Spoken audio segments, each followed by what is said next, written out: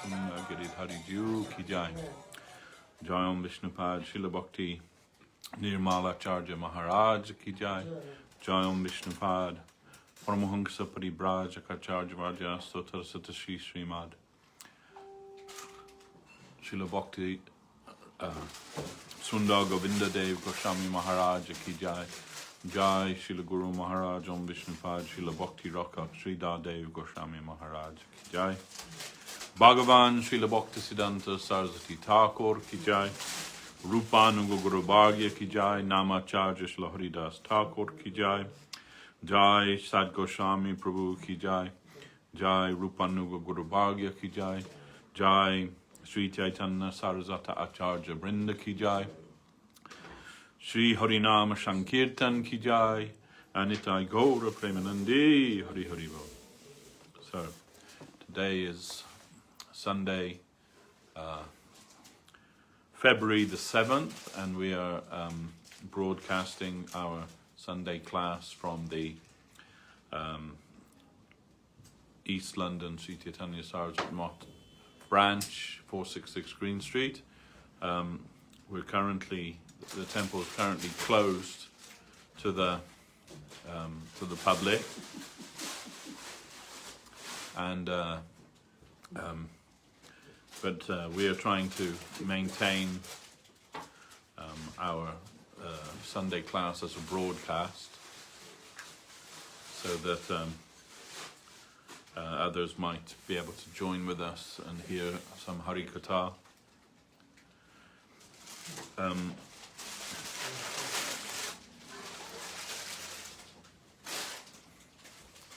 We're continuing the discussion of Śrī Upadeśāmṛta of Srila Rupa Goswami Prabhu, and this is the discussion by Srila Bhakti Vinod Thakur called Bhaktyaloka, the first part of that, which is discussion of the 6 qualities that destroy bhakti. So the last few weeks we've been discussing that. There are 2 more from this verse, which is the second verse of Upadeśāmṛta. Right.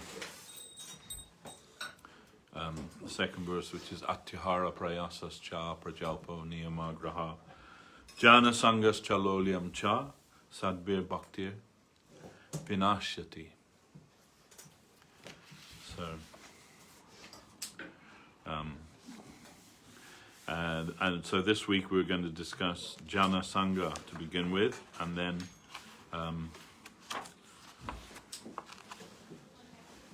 the last one, which is Laulyam. So,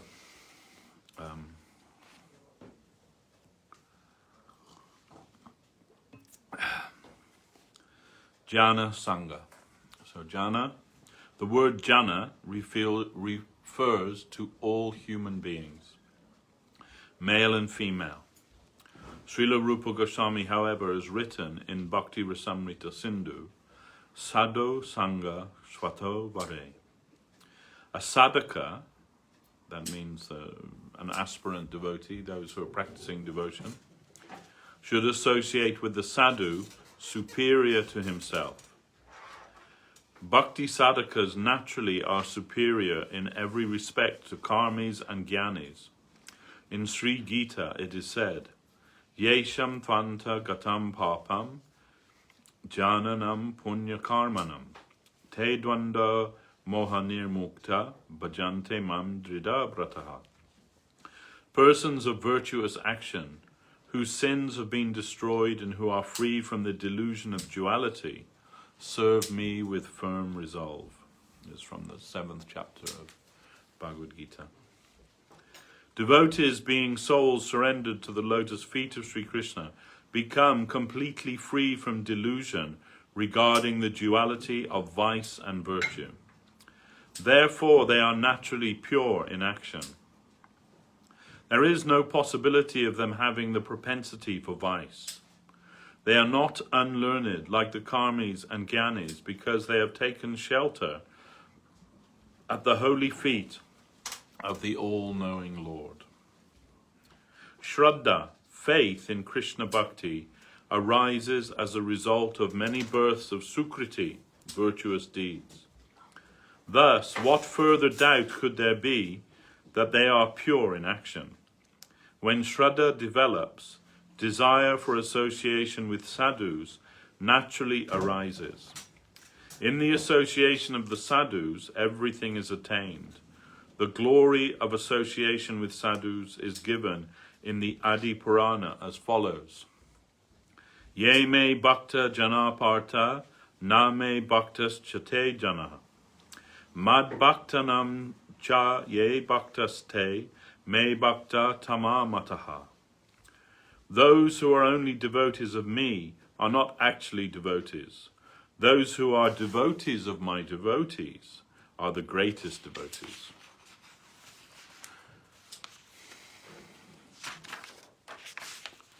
So in this regard, Srila Maharaj says, if we are unable to find any sadhu that we consider to be superior to ourselves, then we are in a very unfortunate position. So we should always consider the necessity of sadhu sangha to be topmost, and we should endeavor to find the association of devotees who are in a higher position to ourselves. And that doesn't mean in any kind of, you can say, organizational structure or anything like that, but those who are actually more advanced on the path of bhakti than we ourselves are. And anybody that thinks that there is no one more advanced than they are is really living under a self-delusion. Because first of all, Vaishnavas never consider themselves to be advanced in spiritual life, but they are able to see by the qualities and the teachings of others on what level they are practicing devotion. So this is, we may not have like full understanding of that. We may not be able to conceive that in entirety, but according to the scripture, if we consult with the scripture will tell us how we can understand who is advanced in spiritual life and who isn't. And even in Upadeśāmṛta, later on, Rupa Goswami discusses the basically three levels of devotion: Kanishta, Madhyam, and Uttam. And Uttam Adhikari devotee, if you're able to find the association of such a devotee, one should try to serve and satisfy that devotee in all respects. And amongst the Madhyam Adhikaris, those who are, we can say, in a brief way, those who worship Krishna, have love for Krishna, but also have great regard, affection and love for Krishna's devotees, they are Madhyam Adhikari devotees. So we should try to have their association and cultivate friendship with them. And those who are Kanishta Adhikari, that means they come and bow before Krishna, worship Krishna, but they have not much regard for Krishna's devotees. That is the beginner class of devotee. They are thinking that their devotion to Krishna is topmost, and the devotees, they also have some place, but nothing that I need to have much regard for. This is Kanishta Adhikari. But Madhyam Adhikari, they understand that Krishna without his devotees isn't Krishna at all. Krishna is always with his devotees, and Krishna is always subservient actually to his devotees. So those who are really devotees of Krishna, those who are advanced on the path of Krishna consciousness, we should try to get their association. And association doesn't just mean physical proximity. Association means in the line of service.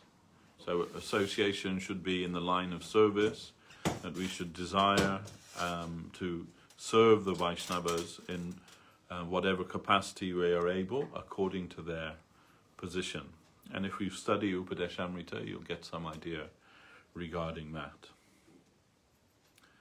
but we should be anxious, actually, to try and find devotees who are more advanced than ourselves. We shouldn't be trying to promote our own selves as great devotees, but rather we should try and find devotees who are established in Krishna consciousness and proven in Krishna consciousness, as much as that is possible or perceivable to us, and try and get their association.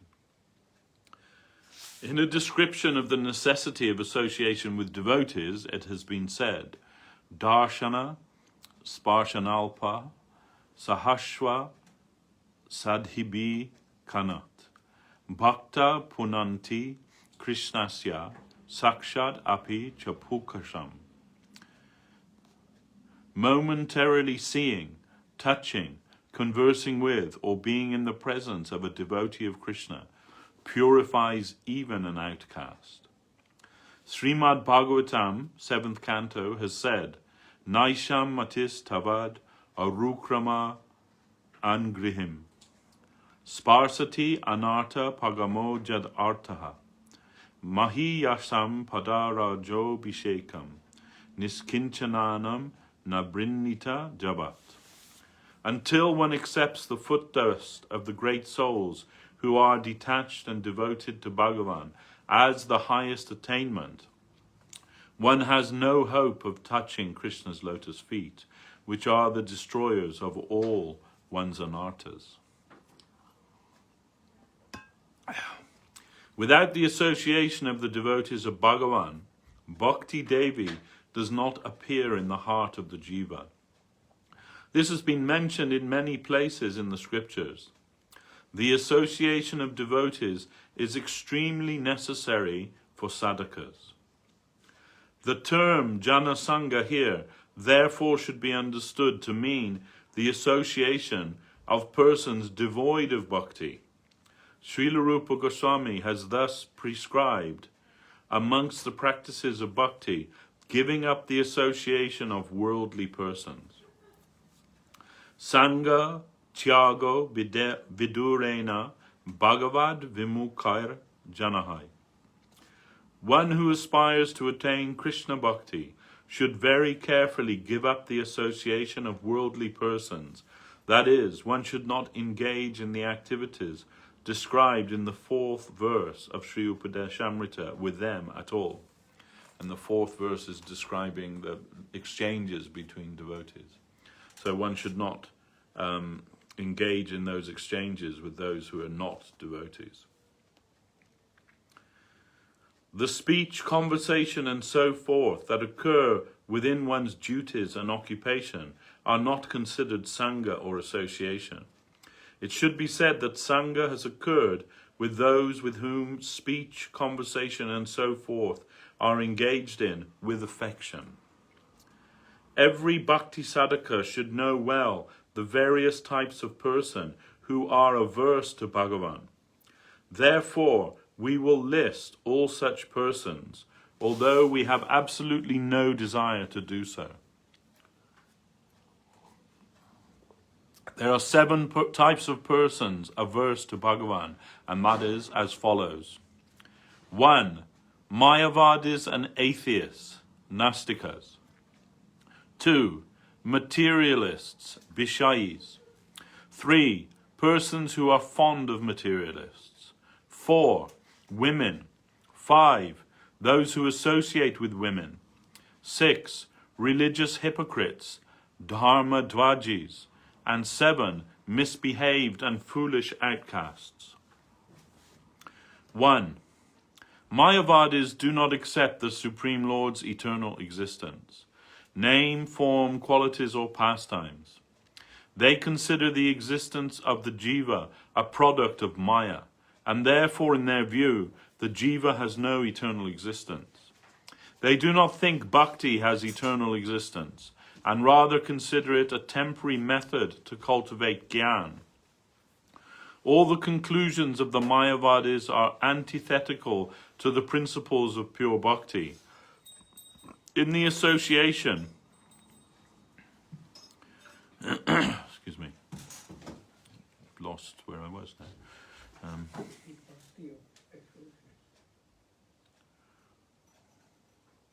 In the association of Mayavadis, therefore, Bhakti gradually disappears.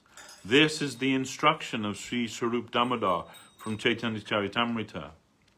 Buddhi brasta haila tomara gopalera sange, Mayavada shunibare upajila range, Vaishnavahana jeba shariraka basya shune, Sevya sevaka bhava chadi apanare ishwara mane. Swarup Damodar said to Bhagavan Acharya regarding the Mayavadi Gopal Bhattacharya, your intelligence has been corrupted by the association of Gopal and has devised a trick to make you hear about Mayavad. Anyone who is a Vaishnava but listens to the Sariraka Bhasya, Sri Shankaracharya's commentary on the Vedanta Sutra, which propounds Mayavad, gives up the conception of the served and the servant, recognition of this eternal relationship between the Lord and the Jiva, and considers oneself to be the Lord. Those who do not accept the existence of the Supreme Lord, as stated in the Vedas, are atheists or nastikas. Their minds have been polluted by contrived arguments, and therefore if one associates with them, one's bhakti will be lost. 2. Association with materialists, Vishayis, is very harmful. Persons who are always busy in connection with material things are filled with criticism of others, envy and malice. Quarrel, argument and thirst for material things are their life. The more they enjoy, the more their thirst for material things increases. Materialists get no time to hear or speak about Krishna. Whether they perform pious deeds or they perform sinful deeds, materialists always remain far from the true nature of the Atma.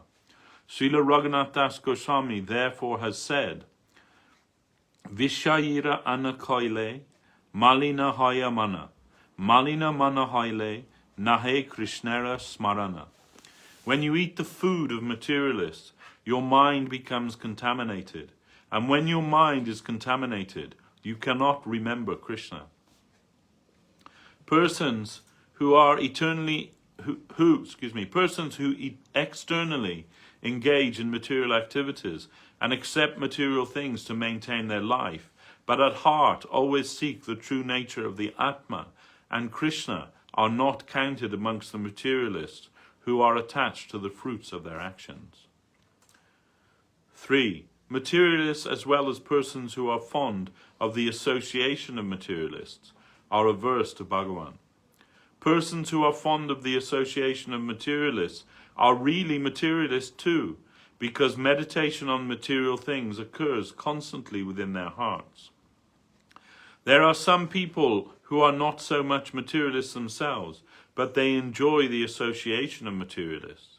Their association also should always be avoided, because they will soon become materialists and bad association. Materialists are of two types: extreme materialists and materialists who are inclined towards Bhagavan. The association of extreme materialists must be given up entirely. Materialists who are inclined towards Bhagavan are of two types: those who have made Bhagavan a part of their material activities, and those who perform all their material activities for the sake of Bhagavan. The association of the second type of materialists is better than the first type of materialist. Although those who are attached to pious material activity are better than materialists engaged in sinful activity, so long as they do not become inclined towards Krishna, they are not befitting association for bhakti sadhakas.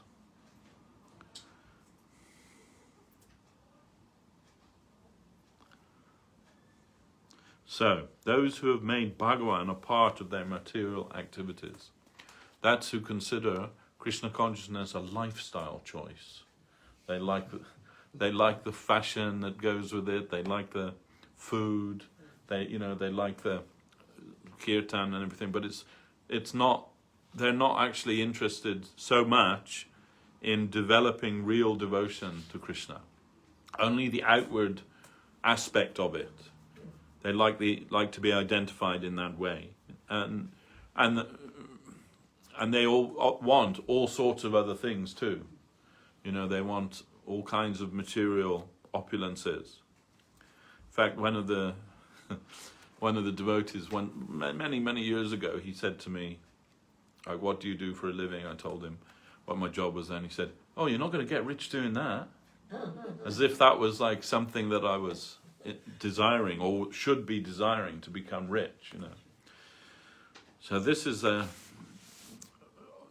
materialistic devotee. We're all materialistic devotees, actually. That's the fact of the matter. But there are those who try to dovetail their material activity in the service of Krishna, and those who are just interested in the external things and what they can gain materially from that. So, those who are trying to dovetail their material propensity in the service of Krishna, their association can be desirable if they are moving towards Krishna. But those who are only interested in the lifestyle, we're not so much interested in them. That means, you know, have the best, nicest sari or the nicest kurta and the good incense, you know, and the really big japamala that they get from Loy Bazaar, and, you know, all the rest of it. That's not so much we are interested in that.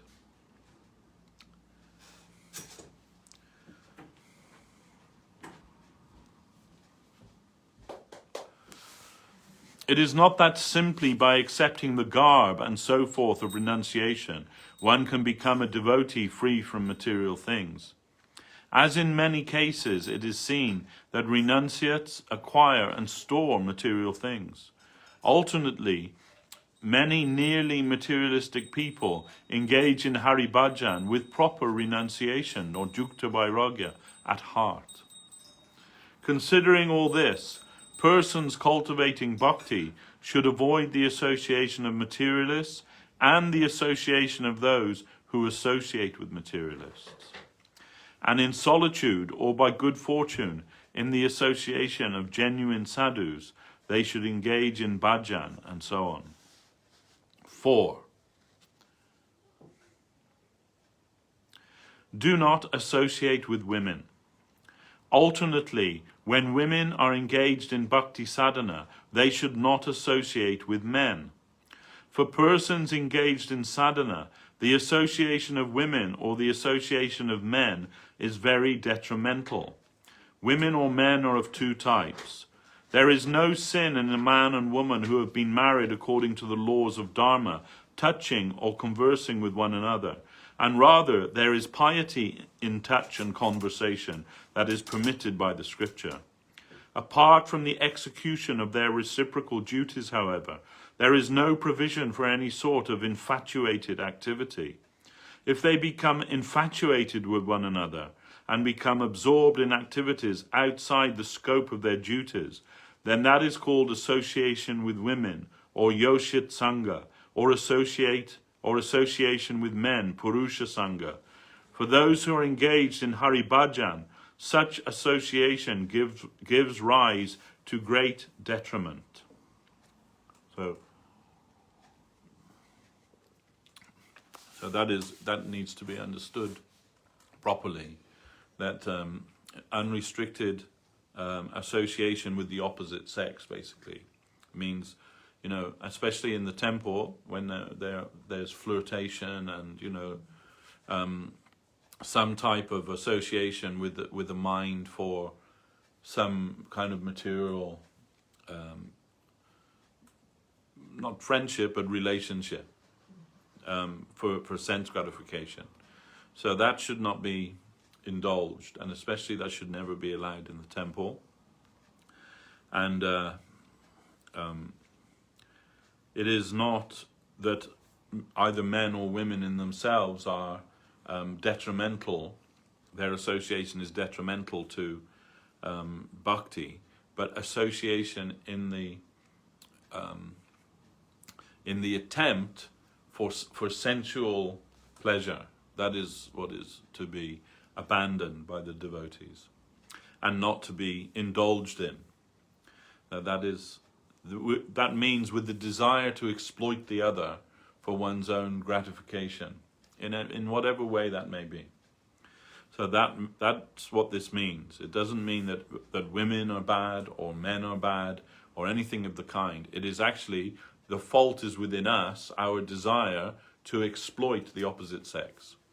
And of course, now in Kali Yuga, it may also be the desire to exploit in a sexual way the same sex. That's also prevalent in this age. So all of those things, they are detrimental to bhakti sadhana. So the scripture has given some prescription where men and women can be married and peacefully engaged in their life and practice bhakti sadhana together. And that is not only not bad association, but that may be very helpful type of association for us to advance in Krishna consciousness. If one person indulges in such association, this becomes a hindrance for the other sadhaka. If a wife is helpful in bhakti sadhana, then the fault of association with women does not arise. If a wife becomes an impediment to bhakti sadhana, then with great care her association should be given up. The conduct of the Vaishnavacharya Sri Ramanuja should be considered in this regard. 5. Where there is no marital relationship, all conversation and interaction with a woman with any sort of profane intent is association with women. This is sinful and antithetical to bhakti. Considering all of this, a bhakti sadhaka should very carefully give up the association of women and the association of those who associate with women.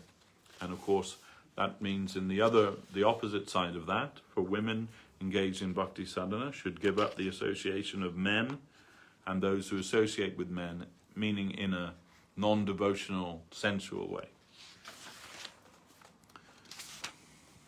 And not to falsely associate with the opposite sex under the pretext of preaching to them. No, that is a cheating. Sometimes I see there's the tendency for devotees to use the internet in a way which isn't so.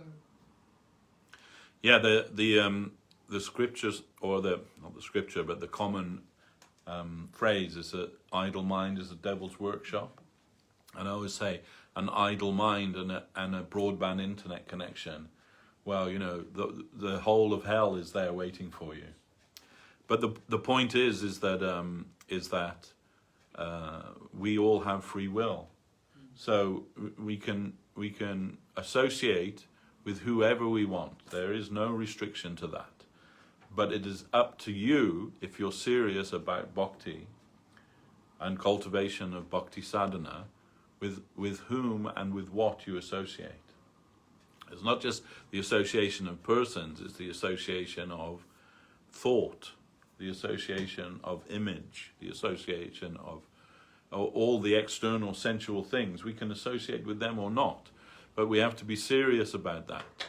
So if we are trying to practice bhakti sadhana, but at the same time we are engaged in hunting for sensual titillation through the internet, then we're just cheating ourselves. Because that's, you know, when we were young, we never had that option. You had to actually go out and search for those things. No, but what I was referring to is sometimes male devotees may take the tendency to write to female devotees and have a lot of female devotee friends, and one is thinking like that, apart from the gross side of it. Yeah, well, again, it's the same thing. It's depending on your intention and your free will, and in which way. There's no problem to have friendship with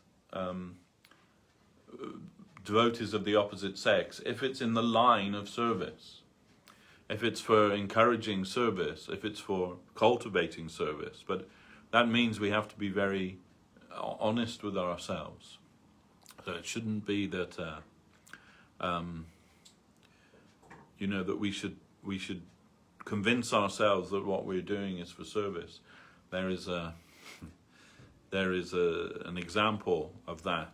You know that in the time of Srila Prabhupada, there was a sannyasi, and he was in charge of a temple in America, and he became involved through preaching with this lady who convinced him that she was the heir to the Fiat empire. The Fiat is a car, Italian car, and she convinced him that her father was the owner of Fiat, and that she would inherit that, you know. So this sannyasi thought, I need to cultivate her because she can give lots of money for Prabhupada, and this was his thinking, right? So then and finally he left his sannyas and married this lady, but he was allowed to stay in the temple, and he was like the president of the temple still, and he's living with his wife there and everything. But she wasn't really that interested in devotion, and not only that, she liked to eat chicken. And so that sannyasi, who was or not sannyasi anymore, he's the temple president. So he instructed the cooks to cook and offer chicken to the deity. Can you imagine? all in the pretext of preaching or getting some, you know, big donation for Prabhupada. But why those people stay if they are not interested in religion? Well, I They don't stay know. in temple. I don't know. I can't say. But They don't come out for arti or preaching program. They are not into it. yeah, Just free living, so they just stay. But yeah, that happens they everywhere. shouldn't be allowed. No, it shouldn't be allowed. But he was in charge. So then It's what? offense, isn't it? It's offense. So anyway, but then Prabhupada came, and the devotees said, "Oh, this is happening." You know, obviously not all the devotees thought, "Oh yeah, offering chicken, that's a good thing." You know, so they said to Prabhupada, and Prabhupada said, "Are you all crazy that you allowed such a thing to happen?" And they said, "Oh, but he's in charge. We were just following our authority." And Prabhupada said, "What kind of authority are you following? You know, that's a nonsense." Then, you know, if you don't have your own brain to understand what is good and what is bad. It's like a cattle following. Yeah. So then obviously he was removed from his position, and those practices were stopped, and he left the mission actually. And she wasn't at all the heiress to the Fiat Empire either, you know. So she was just a cheater, you know. But anyway, so this is one example of what happens by the wrong association with the opposite sex. They asked him to ask me some question. I said, I can't answer this. You have to ask sannyasi lecture. So, I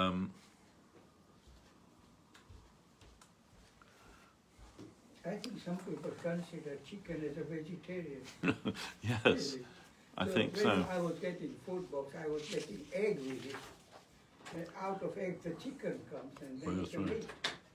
And the fish come, you know. Yeah. I give it to the neighbor.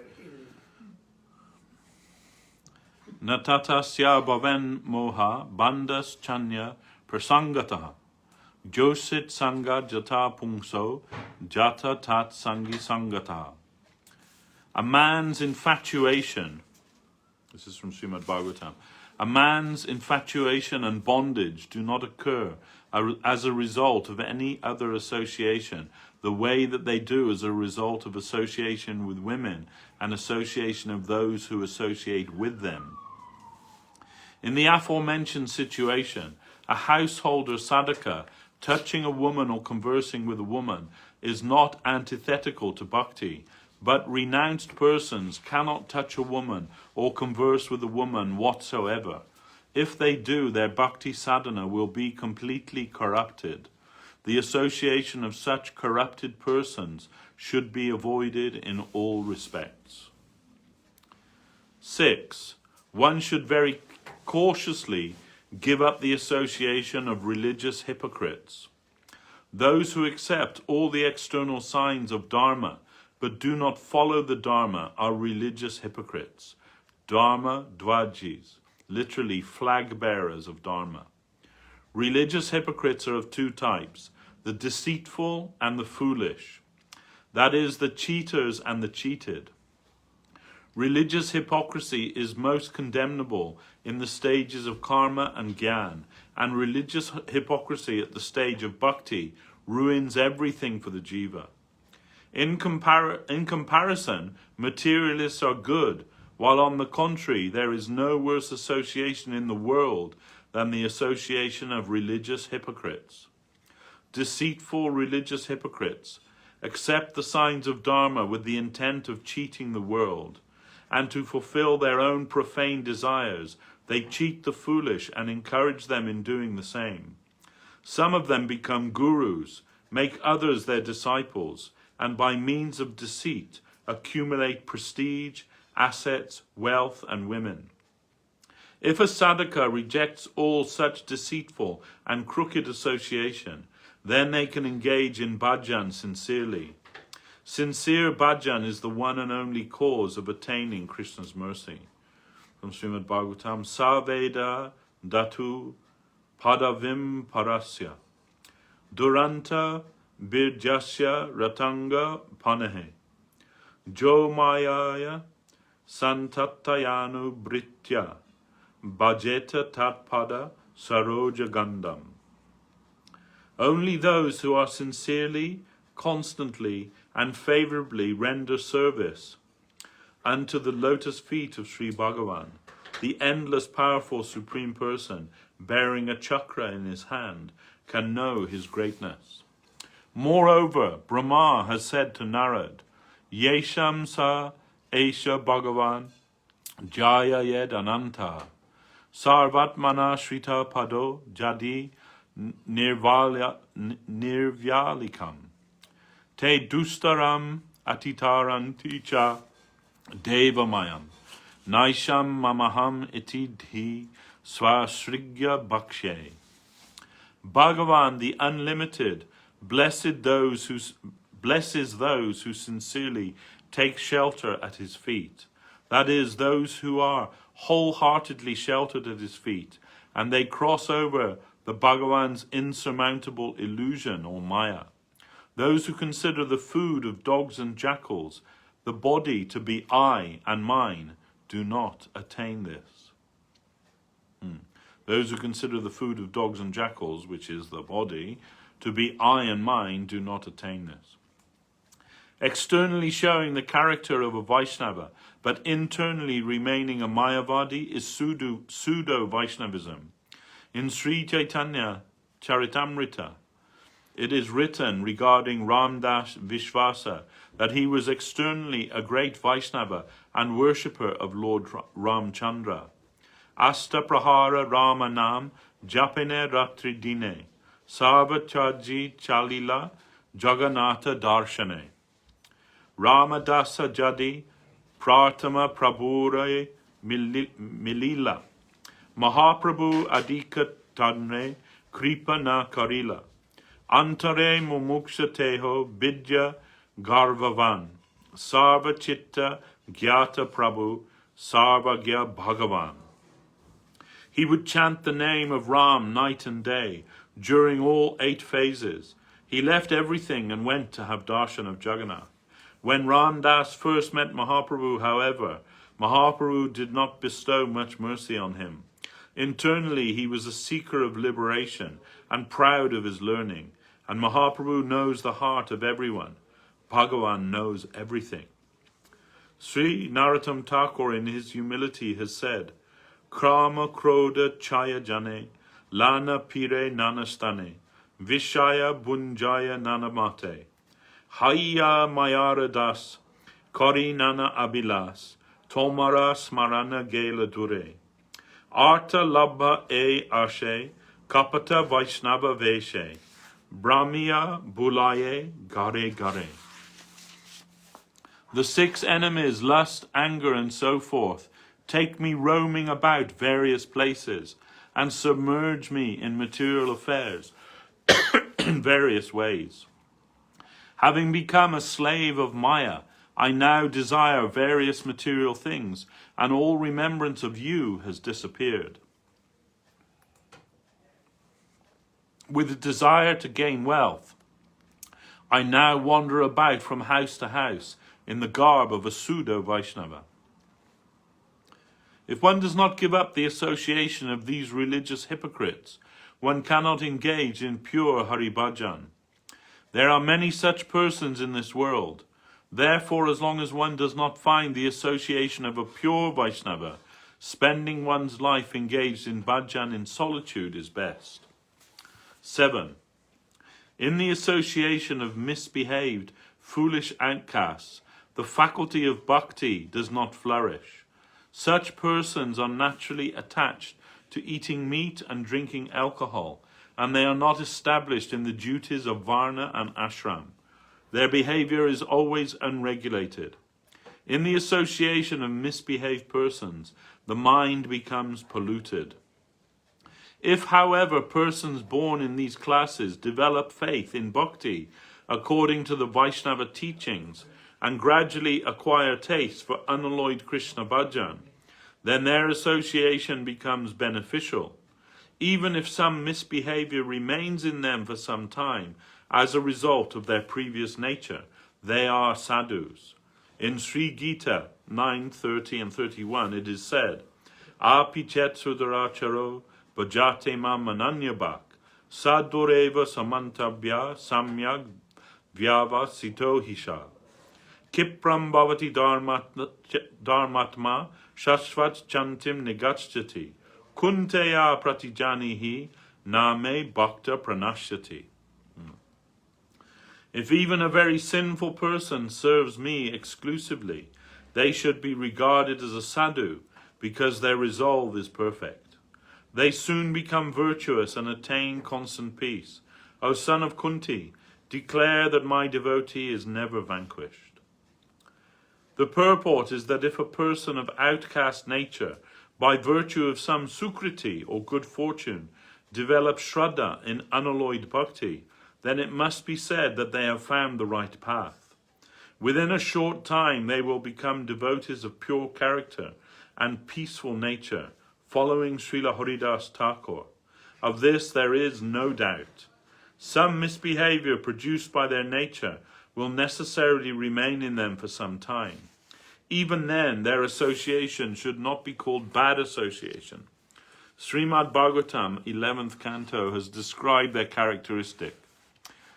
Jata shraddho mat katasu nirvina sarvakamasu veda dukkha makam kamam pratyaje pyanishvaraha tato bhajetamam pritaha shraddhalur dridha nishchayaha jusha manas chatan kamam dukkho darakam cha gharhayan Proktena bhakti yogena bhajata mas akrin munehe. Kama riddhaya nasyanti sarve mai ridistite.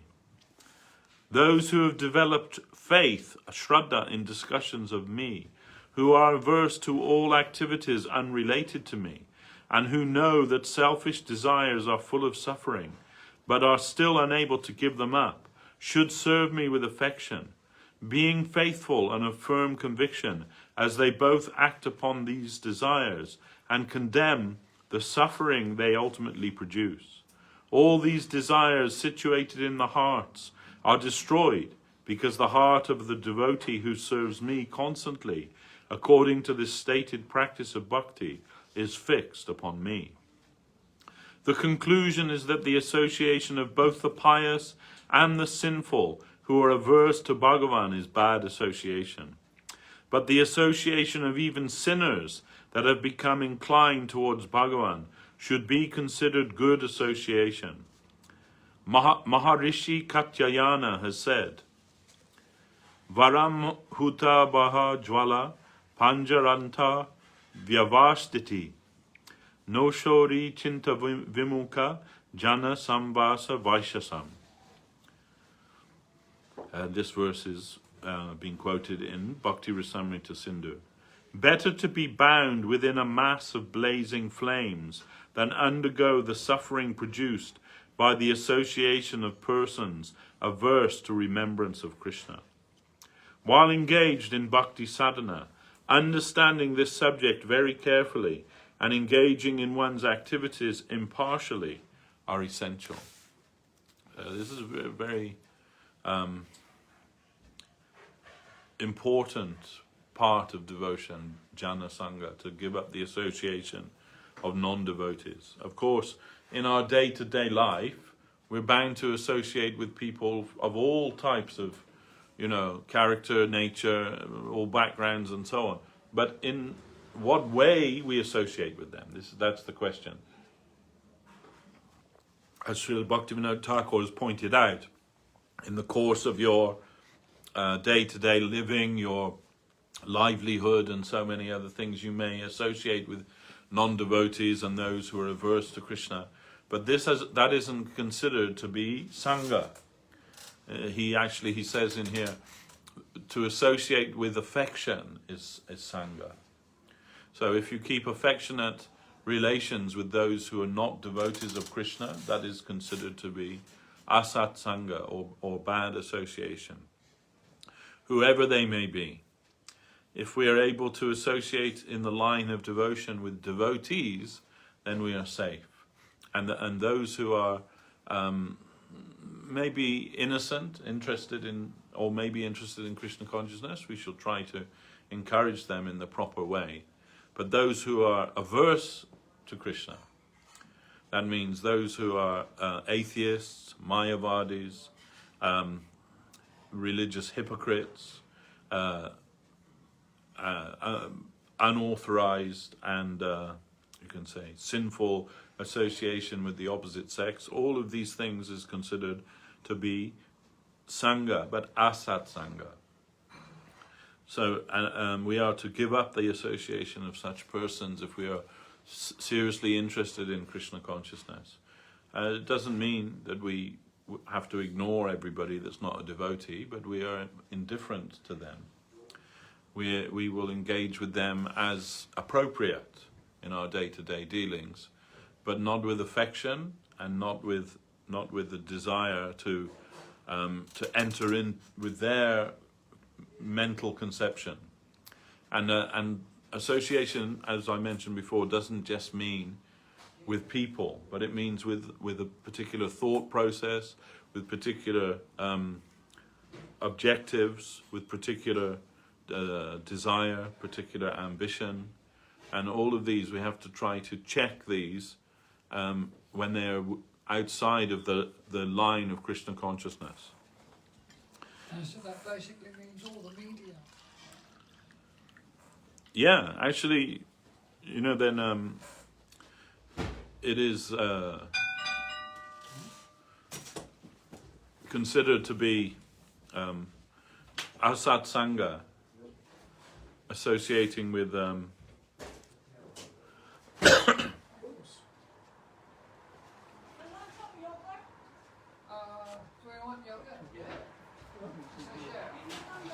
sorry, just somebody at the door. But yeah, that means to associate with that which is antithetical or against bhakti, which will encourage us in our non-devotional proclivity, and that also may mean to associate with devotees in the wrong way also.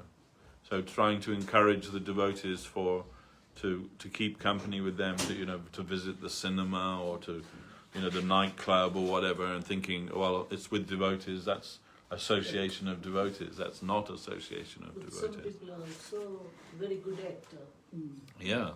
So you can't even recognize if they are devotee or not. That's true. So what to do? That's true.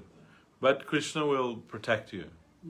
If you are sincere, Srila Guru Maharaj says, if I am not in the market to be cheated, then nobody can cheat me.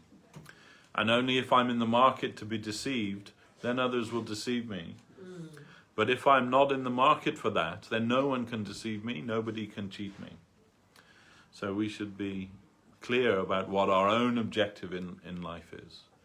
And really, association is a matter of choice. It's not that any of these things are forced upon us. Excuse me. We make a conscious choice with what and whom we associate with. So that should be carefully in the line of devotion, and all other things we should wean ourselves off them.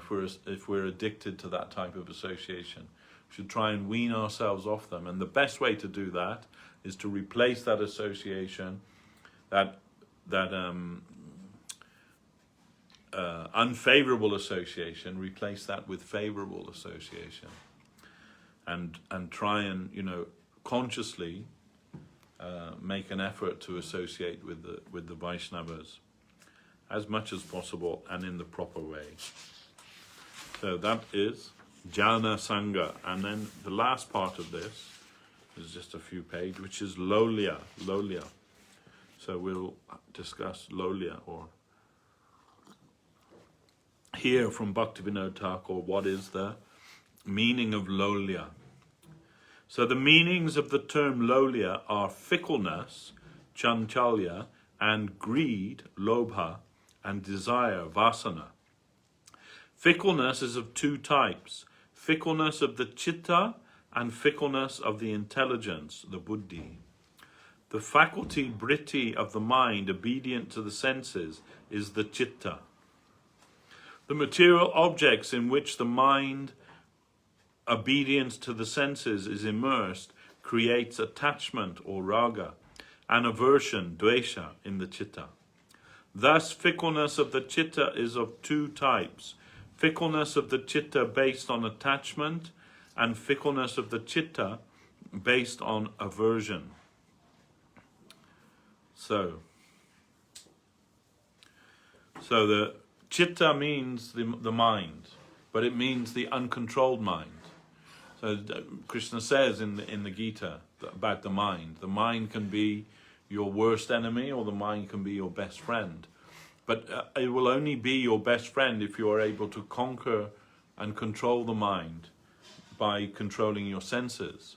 But those who have no control over their senses, they're dragged everywhere by their mind. So in that case, that is the chitta which is being talked about here. The chitta, which means that which creates attachment to things. The things that we desire, that we come in connection with, we become attached to them or to obtaining them, or we become averse to them. So this is the function of the mind: attachment and aversion. So both of those is a type of fickleness. And where are we?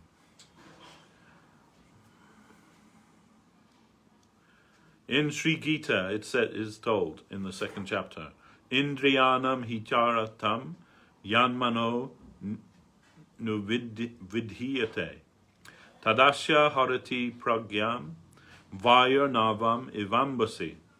As an opposing wind rocks a boat on the water, so just one sense amongst all the senses carries away the wisdom of an undisciplined person whose mind roams about following that sense. Moreover, it is said, Indriyasyena driyasarte raga dvesha vyavastito tayorna vasam agajetto hi asya paripantino. Attachment and aversion arise towards the objects of the senses. One should not be controlled by attachment and aversion, because attachment and aversion are one's enemies. If one is to regulate Laulyam in the form of restlessness of the chitta, then one must take shelter of Mahadevi Sri Hari Bhakti, the great goddess of devotion to Hari. The instruction of Bhakti Devi is that when the sense objects are the cause of fickleness of the chitta, and fickleness of the chitta is a great obstacle to bhakti sadhana, then while engaged in bhakti sadhana, all the sense objects must be connected with Bhagavan, and attachment to the sense objects must be converted into attachment to Bhagavan. Then, taking shelter of that attachment, the chitta becomes fixed in Bhagavad Bhakti. The eyes, ears, nose, tongue, and skin are the knowledge senses, Gyanendriyas, and the hands, feet, anus, and so on are the action senses, Kamendriyas. When all their objects are connected with the consciousness of Bhagavan, then the chitta becomes fixed on Bhagavan. Form, taste, smell, touch, and sound. These are the objects of the senses. Cultivation of bhakti occurs when we manifest consciousness of Bhagavan amongst these sense objects as we experience them. It is necessary to regulate our aversion towards the aspects of the sense objects that are unfavorable to Bhagavad Bhakti, and our attachment to those which are favorable to Bhagavad Bhakti. But as long as fickleness of the intelligence has not gone away, how can fickleness of the chitta be terminated? Therefore, when fickleness of the intellect goes away, then the chitta, by the strength of the intellect, will be able to regulate attachment and aversion to the sense objects. The faculty of the mind which discerns between good and bad is called intelligence or buddhi. Intelligence is of two types, resolute and many-branched. Resolute intelligence has only one function. Many-branched intelligence has unending variety. Vyavasayatmika buddhir ekeha kurunandana bahushaka hayantascha buddhayo vyavasayinam. This is again from the second chapter of Bhagavad Gita. Resolute intelligence in yoga is one. O son of the Kurus, the intelligence of the irresolute, however, is many-branched and endless. Selfish desire or karma, longing to go to Swarga, the abundance of processes that produce wealth and enjoyment, and non-acceptance of the spiritual world, all these disturbances arise from the many-branched intelligence of the irresolute.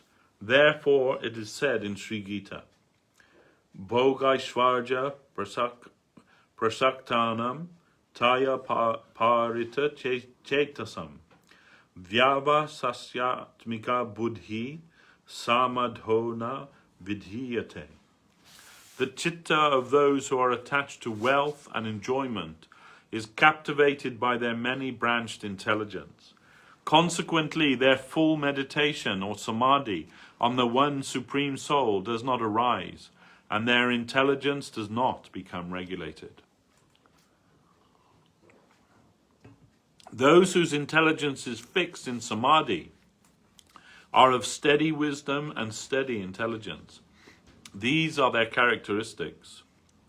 Prajahati yada kamam sarvam partha manogatam atmani evatmana tushta stita pragyas tadochate dukeshva anudvigna manaha shukeshu vigata spriha vittaraga baya krodha stita dir munir uchate. O Arjuna, when a human being who is satisfied entirely in the self and by the self gives up all desires situated in the mind, then they are of steady wisdom. When they are undisturbed in the chitta, amid suffering, devoid of desire, amid satisfaction and free from attachment, fear and anger, then they can become a sage of steady intelligence.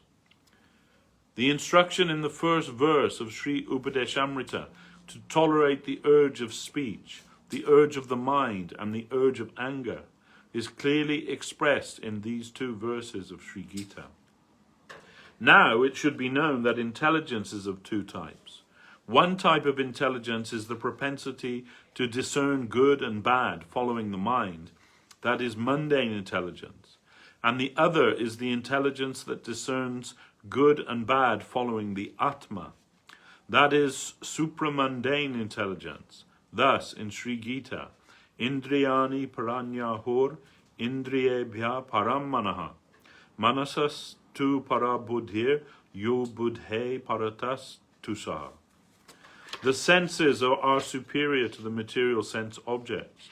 The mind is superior to the senses because the senses act according to the mind's chitta facility or faculty. The intelligence is superior to the mind. The intelligence is a faculty of the Atma and therefore the regulator, the master of the mind. Only upon becoming subservient to the mundane ego or the ahankara does the intelligence also distortedly accept the state of being material. When the intelligence remains subservient to the jiva's pure ego of being a servant of Krishna, then the intelligence is always naturally pure. Therefore the soul, the knower of the field, has been designated in the Vedas as capable of understanding, or bodha. The particle of spirit, the jiva, is superior to the intelligence, as the intelligence is only one of its faculties. When the jiva can know themselves as a pure particle of spirit, then naturally their spiritual ego of considering themselves a servant of Krishna arises. Then the intelligence, in its pure natural function, denounces the mundane and affirms the spiritual. Then the jiva has no desire apart from the desire for servitude to Krishna, and they reject material desire, considering it trifling. At this stage, the jiva becomes known as one of steady wisdom, stita pragya, and steady intelligence, stita di. Becoming empowered with spiritual strength, the intelligence then becomes steady, regulates the mind and chitta, and accepts them under its control. The mind, under the direction of the intelligence, then regulates the senses and brings them under its control, and it manifests amidst the sense objects consciousness favorable to servitude to Krishna. On the path of bhakti, this is called restraint of the senses, or indriya nigraha. Restraint of the senses does not manifest in a beautiful form within the method for restraining the senses on the path of dry gyan, or knowledge, and vairagya, renunciation, as in the Gita. Vishaya vinivartante niraharasya dehina rasavarjam rasopyasya param drisva nivartate.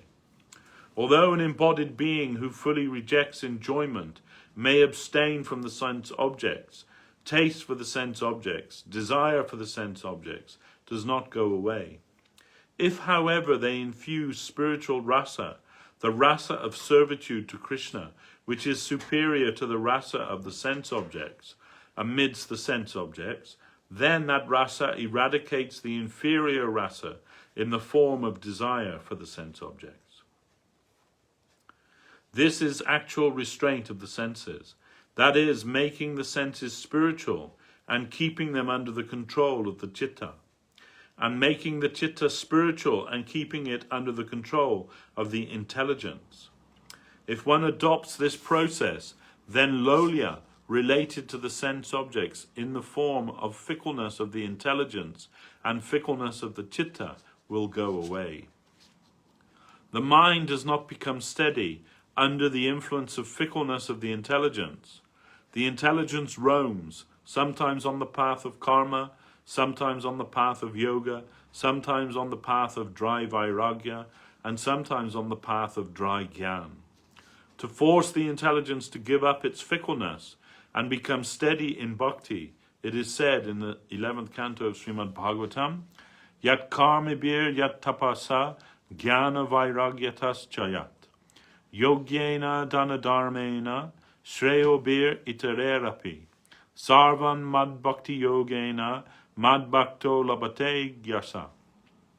Svargapavargam mad dharma katanchid yadi vanchiti. Na kinchid sadavo dira bhaktye kantino mama. Vachanti api maya datam kaivalyam apurnabhavam. Through the yoga of pure bhakti to me, my devotees easily attain all that can be attained through desirous, kamya, fixed, nitya, and conditional naimatmika karma.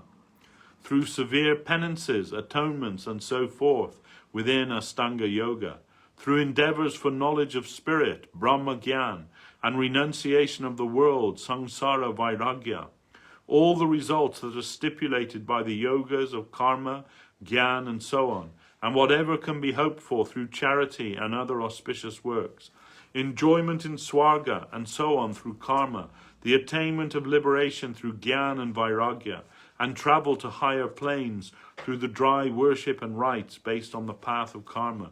All of these are attained through their respective means with hardship.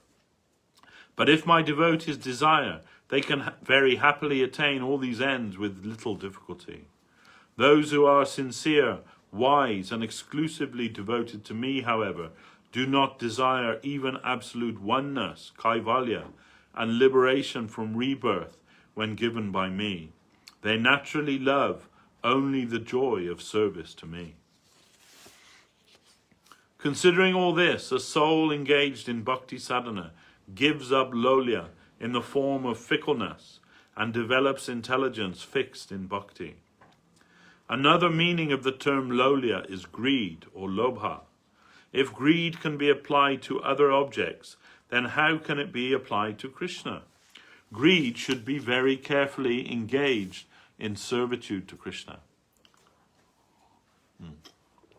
Greed for enjoyment of material things should be driven away by the aforementioned means.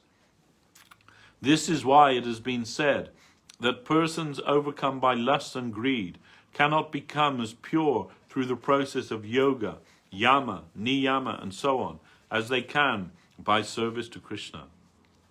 Yamadibir yoga patahai, kama loba hato muhu. Mukunda sevaya yadvat, tat mada nasamyati. Yama, restraint. Niyama, observances. Asana, postures.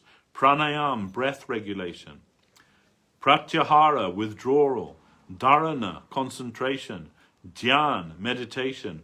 And samadhi, full immersion. Even when yoga is practiced properly with all of these 8 limbs. Because the chitta of a sadhaka is always ridden with lust and greed, one cannot attain the virtue of equanimity. But when a soul follows the path of service to Krishna with faith, then they soon take shelter in equanimity.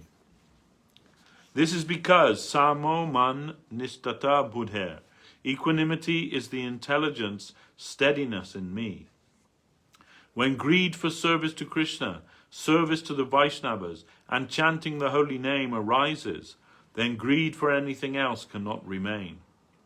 A fortunate person who, upon seeing the service to Krishna or the residents of Braja, feels greed for that, attains by the grace of such greed eligibility or adhikar for raga bhakti, devotion based on loving attachment.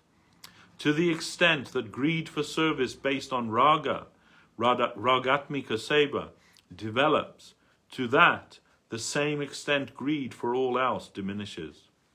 If greed for partaking of nice foods, drinks, beds, smoke, liquor, and so on remains, the jiva's bhakti becomes curtailed by that. Greed for liquor, wealth, and women are extremely antithetical to bhakti. Those who have the desire for pure bhakti must very carefully give up all such greed. Be it for a sinful thing or be it for a pious thing, greed for everything other than pure bhakti is extremely necessary to abandon. Only in connection with Krishna is greed the cause of all good fortune. The greed the Mahajans have for discussion of Krishna has been discussed as follows in Srimad Bhagavatam. Vayam tu nabritpyama uttama shloka vikrame yach trinvantam rasa jnanam svadu pade pade. O Sutta, who are not satisfied by hearing descriptions of the Leelas of Sri Krishna? He of the highest glory, because upon finding the rasa therein, our greed has increased so much that the more we hear, the more at every moment our taste for that increases. Another name for greed in connection with Krishna is faith or adhara. Later we will discuss this subject in detail. Another meaning of Laulya is desire or vasana. Desires are of two types, desire for enjoyment and desire for liberation. If one does not give up these two types of desire, one cannot engage in bhakti sadhana. Śrī Rupa Goswami in Sri Bhaktyaloka Sindhu has written, Bhukti mukti spriha javat pisachi ridi bhartate. Tavad bhakti sukashyartha katam abhyudayo bhavet. Desire for enjoyment and desire for liberation. These are two witches. As long as they remain in the heart, the joy of bhakti does not arise there. Enjoyment is of two types, of the here and now, ahika, and of the hereafter, paratrika. Wealth, wife, sons, majesty, sovereignty, victory, eating fine food, resting on a fine bed, association with women for the satisfaction of the senses, honor based on one's caste, and other types of amusement. All of these are enjoyment of the here and now. Going to Swarga, drinking nectar, amrita, there, satisfying one's senses, free from old age, and so on. All of these are enjoyment of the hereafter. If the desire to enjoy in these ways remains in the heart, then the heart cannot engage selflessly in Krishna bhajan. Therefore, if one cannot completely eradicate from the heart the desire to enjoy, then severe hindrances occur in bhakti sadhana. In this regard, it is said that if all such enjoyment of material things can be made favourable to bhakti, then householders can accept it sinlessly.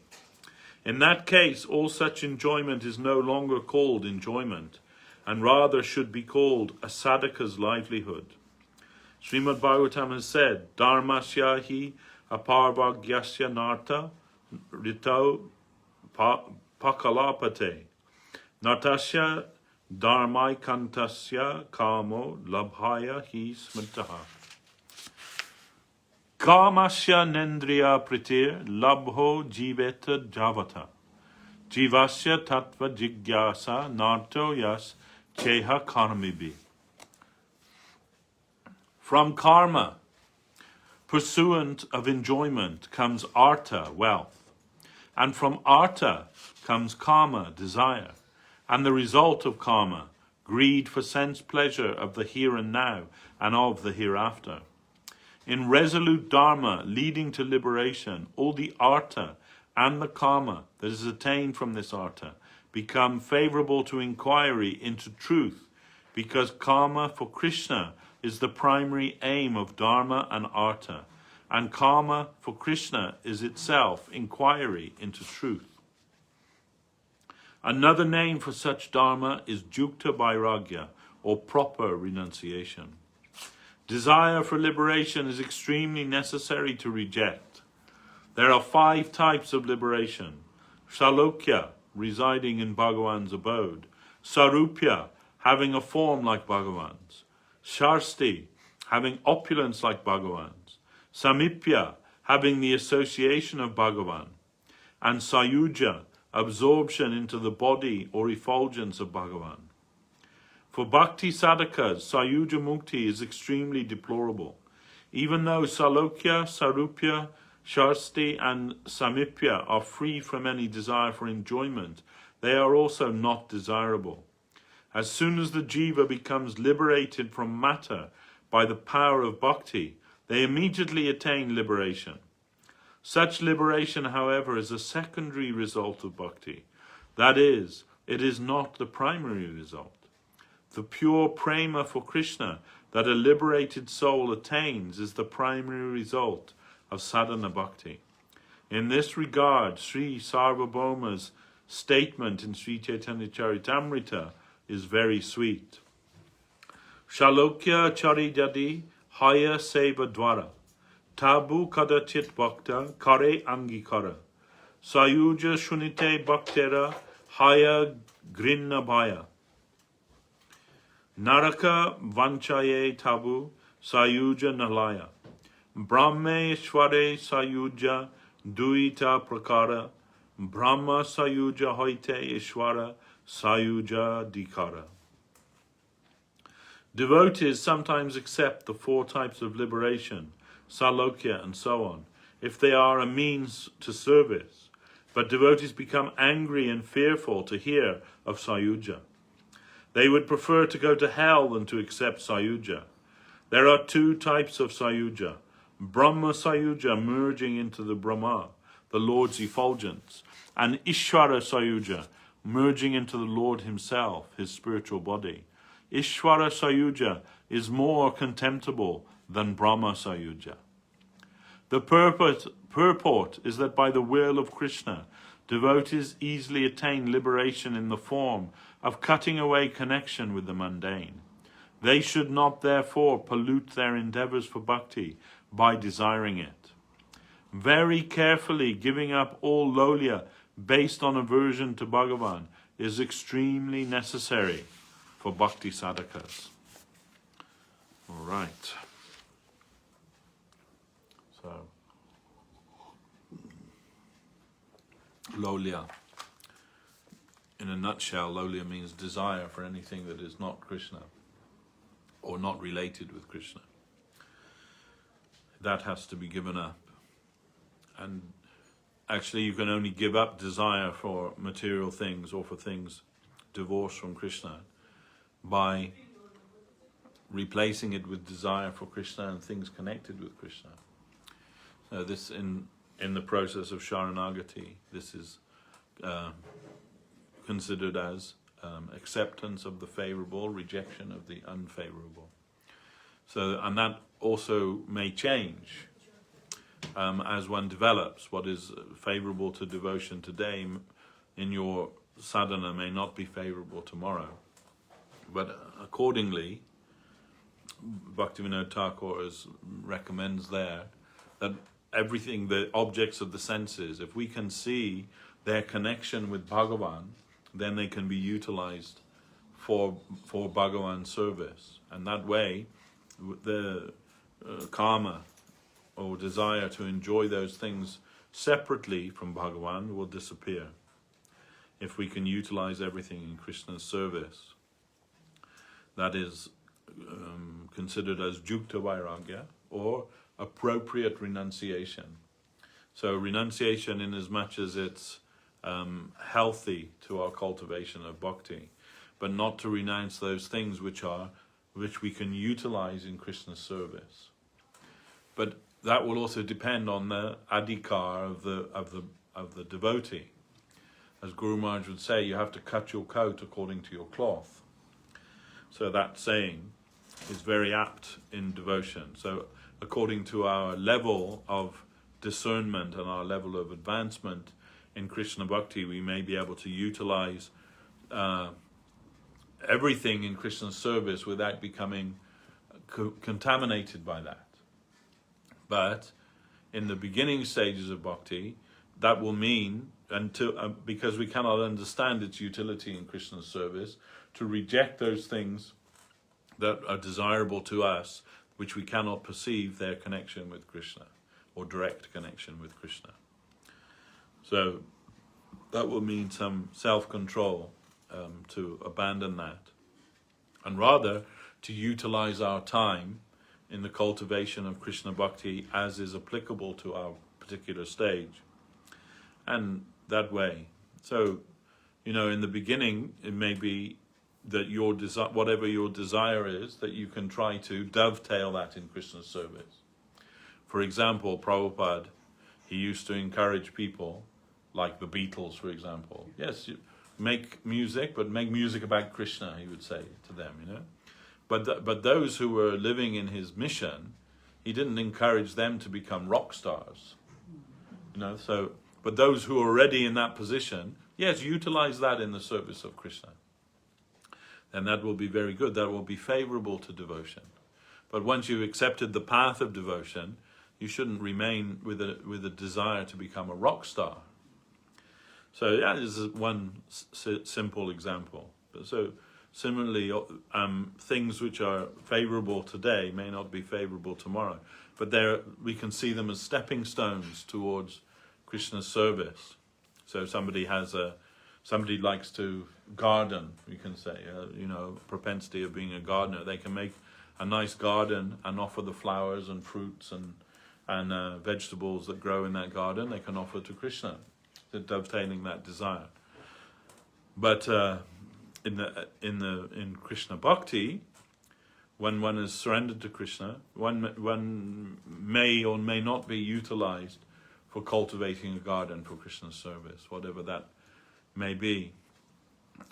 We remember when one devotee, he's an elderly devotee, then he was not elderly then, but like older than most of the other devotees, and he took sannyas from Guru Maharaj. And the next day, after taking sannyas, he was gardening in the mott, like tending to the garden there. And another sannyasi, senior sannyasi, said, "Why are you doing that, Maharaj? This is not appropriate for you as a sannyasi." And but Guru Maharaj disagreed. Guru Maharaj said, "No, it is not. If it is for the service of Krishna, why it is not appropriate? It may not be, within the Varna ashram idea of sannyas, but we're not interested in that. We're interested in the service of Krishna. So if it is for the service of Krishna, anything can be done." So Guru Maharaj, he told when he first got the land of Chaitanya Saraswat Mat in Navadvip, and they were cultivating in the field there. Before everything was built, it was field. So, and he said we heard from him that he is cultivating the land himself, and then when Govinda Maharaj came, he said Govinda Maharaj helping him to cultivate the land, and one day he's like dressed in just with a gamsha, and digging the garden or the crops or whatever there, and one man came and said, "Is this the ashram of Sridhar Maharaj?" He said, "Yes, it is." Guru Maharaj, he didn't know who Guru Maharaj was. "I've come to see Sridhar Maharaj. Can you take me to see Sridhar Maharaj?" Guru Maharaj says, "Yes, I can take you to meet him." Okay, so he's going and he's thinking Guru Maharaj is just a labourer there, Then Guru Maharaj took him up to like his room, and he said, "1 minute, please." And he went into his room and put on his dress and came out, "I am Sridhar Maharaj." And that man was very surprised. Oh, but this is actually, devotion. Gurudev saying, Very good. Yeah. Swami Maharaj did same thing, isn't it? He Same was thing. teaching cooking. Yeah, everything. Yeah, he's like in those days he's the guru, but he's like standing in the queue with his disciples to use the bathroom. As they're new, they don't know that they should say, "Oh, you go first, Gurudev." And he's just, but not with any complaint. He's just in the queue there with the other devotees. So that is everything actually. Srila Guru Maharaj, Srila Govinda Maharaj, he said, when I heard, he would write letters to Guru Maharaj through Govinda Maharaj, Prabhupada. He said when he was in Boston and he was staying at the house of the Agarwals, and they were meat eaters, and he's staying in there, and they gave him one shelf in their fridge to keep his food. So he's keeping his food in there, and he said, like above and below there's meat, And Gurudev said, when I read that, I think like, no Brahmin could tolerate such a thing, that keeping their food where there's meat and everything in there. Then he said, then I could understand. He is a Paramahamsa. Only a Paramahamsa Vaishnava would be able, because he would say to them, they would say, "Oh, it's not convenient for you," and they both smoked as well.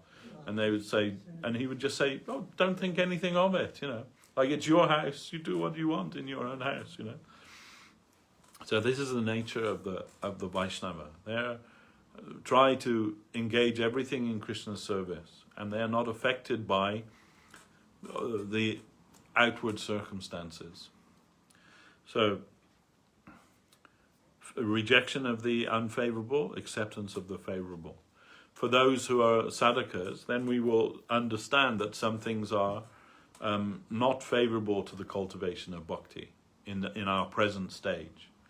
When in the stage of Paramahamsa, nothing is unfavorable to Krishna's service, because the Uttama Bhakta, they see everything in it with its proper connection to Krishna. In the 70s, then they released that album, Krishna Meditation, and it was a big, record album that opened out. And inside there's a picture of Prabhupada maybe playing the mridanga or something. There's the microphone there, and then there's some like blurb on there, and it's saying how everything can be utilized in the service of Krishna, and it's like giving a list of things. And at the bottom it says, even the atomic bomb can be used in Krishna's service. I remember when I got that record and reading that, and I was thinking, wow, how would they use that in Krishna's service? So, of course, it is a fact that there is nothing in the whole of creation that can't be used in Krishna's service. But we will be happy and glad to know that we will never have to decide how to utilize an atomic bomb in Krishna's service. But it is not untrue. The principle is true, that everything can be used in Krishna's service. But according to how much we are able to understand that and properly appreciate that. We cannot say, oh yes, I understand that an atomic bomb can be used in Krishna's service. But if someone says, okay, here's an atomic bomb, please use this in Krishna's service, then we'll be in trouble, isn't it? We'll be in big trouble.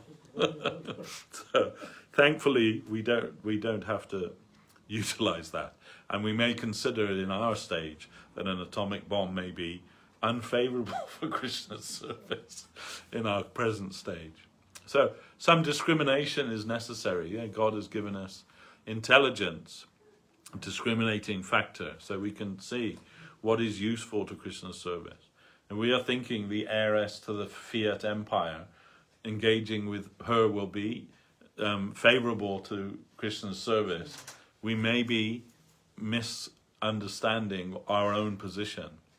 And what is actually, especially for a sannyasi, to associate with materialistic people is always condemnable. And Mahaprabhu himself would not do that. Even when Maharaj Prataparudra, caught him when he fell in a swoon in front of the Rath car.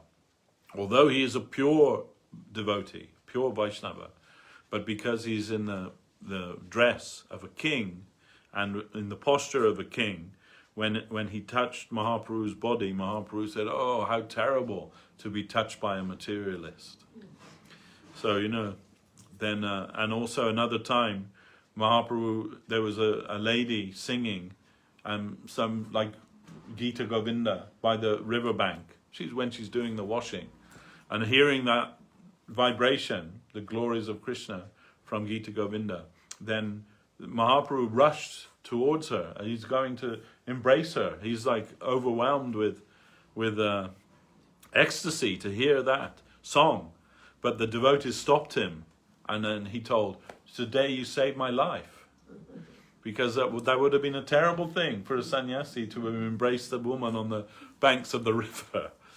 So, accordingly, we can cut our coat according to our cloth. It would not have been wrong, actually, but it would have been misunderstood by the general people. And Mahaprabhu doesn't want that to happen. So according to show the proper example of how a sannyasi should behave, he told, oh, today you saved my life. So this is all comes within the category of Yukta Vairagya. And Laulyam means, Laulya in this case means greed for things that are not related to Krishna, or that we are unable to perceive as related to Krishna. Things that we desire for our own enjoyment. So in a regulated way we can try to eliminate those things and dovetail those things that we're unable to leave, to try to dovetail those things in Krishna's service, however it may be. And that will actually help us, a stepping stone towards our development of Krishna Bhakti. So this is the end of that part of Bhaktyaloka, which is the 6 faults that destroy Bhakti. Next week we can discuss the second part, which are the 6 qualities that enhance bhakti, or that give us bhakti, which is also discussed in the Upadeśāmṛta. So that will be for next week. Today we can close our discussion today, unless anyone has a question. Have a question, Darkeshwar? No.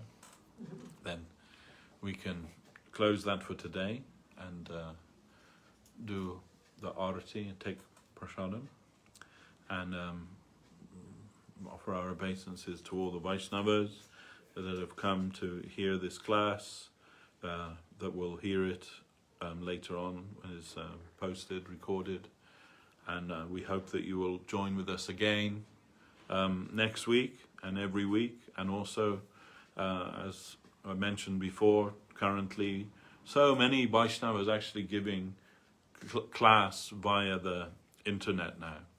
Every week we join with Madhusudan Maharaj in Italy on Saturday. Every Wednesday evening we're joining with Janardhan Maharaj from 7 o'clock. And I'm trying to do this class every Sunday. Also, Srila Acharya Maharaj giving classes on Sunday and other days also. And Janardhan Maharaj giving Chaitanya Charitamrita class every day. And that's being recorded. You can hear Chaitanya Charitamrita from him. Also, Srila Ashram Maharaj giving classes every day. My wife often tunes into that because he speaks in Spanish, and she's a Spanish speaker. So there are so many Vaishnavas, and Bhakti Sudhir Goswami Maharaj giving many very nice classes on Infinity Media. So Infinity Media also, they're recording and publishing these classes online, and also Bhakti Connect. There are many classes from senior Vaishnavas being distributed through there.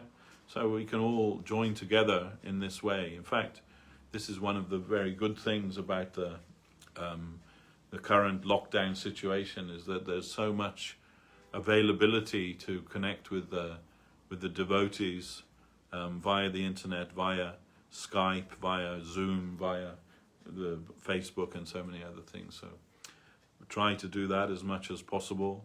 Always try to immerse yourself in the chanting of the holy name of the Lord. Today is the Ekadashi day, especially good for trying to cultivate Krishna consciousness, leaving aside our own enjoyment, our own necessities on this one day, every twice in a month. Very good for that. It is considered to be the mother of devotion, the Ekadashi Brata. Not necessarily to fast, but if we can, minimize what is our necessities on this day and utilize that extra time for the service of Hari Guru and Vaishnava, we must be benefited. So thank you all very much again, and we hope you'll join with us again soon. Jai Guru Dev, Jai Vishnupad, Srila Bhakti Sundar Govinda Dev Goswami Maharaj Ki Jai. Jai Guru Maharaj, Om Vishnupad, Srila Bhakti Rakhak Sridhar Dev Goswami Maharaj Ki Jai. Jai Prabhupada, Bhagavan Srila Bhakti Siddhanta Saraswati Thakur Ki Jai. Rupa Guru Bhagya Ki Jai. Sri Chaitanya Saraswata Acharya Brinda Ki Jai. Sri Harinama Sankirtan Ki Jai. Nitai Gaura Premanandi Hari Hari Bol.